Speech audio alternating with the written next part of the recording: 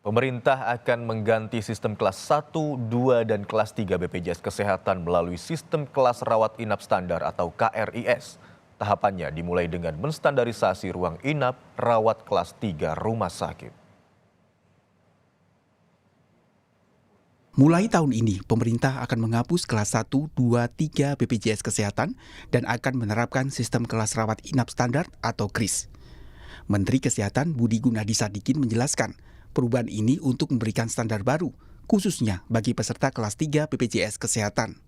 Kelas BPJS sekarang sudah diproses ya beberapa kali, mudah-mudahan sebentar lagi aturannya keluar, kita akan melakukan standar minimal. Ya, jadi standar minimal kelas yang namanya KRIS, ya satu supaya lebih baguslah layanannya ke masyarakat. Yang saya ingat nomor satu maksimal ruangan bednya itu satu ruangan 4. Kemudian ada kewajiban harus ada kamar mandi. Ketua Umum terpilih pengurus Pusat Ikatan Ahli Kesehatan Masyarakat Indonesia Yakmi Hermawan Saputra menyebut, kelas 3 BPJS Kesehatan memang harus distandarkan dengan meningkatkan fasilitas dan kenyamanan. Tetapi lebih kepada standarisasi untuk skala yang paling minimal, terutama untuk kelas 3 yang selama ini sebagian mendapatkan PBI, penerima bantuan iur. Untuk kelas 3 itu dimulai atau di-trial untuk distandarkan, fasilitasnya ditingkatkan, kenyamanannya dioptimalkan, dan yang pasti orang yang berhak mendapatkan hak sesuai dengan prinsip gotong royong dalam sosial asuransi seperti ini.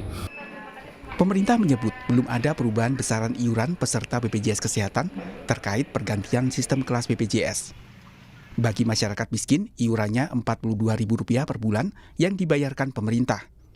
Bagi pekerja penerima upah atau pekerja informal, besaran iurannya 5% dari upah, di mana 4% dibayarkan oleh pemberi kerja dan 1% oleh pekerja.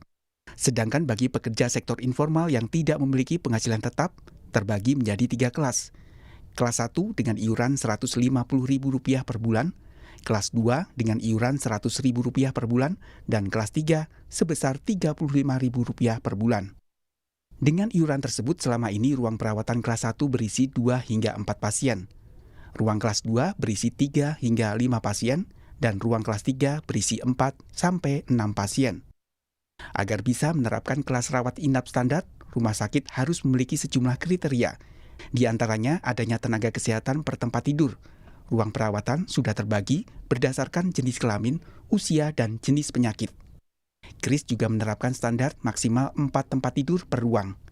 Selain itu, dalam ruang perawatan harus terdapat kamar mandi dan outlet oksigen. Kemenkes mencatat, hingga saat ini terdapat 12 rumah sakit yang sudah siap menerapkan kelas rawat inap standar. Tim Liputan, Kompas TV.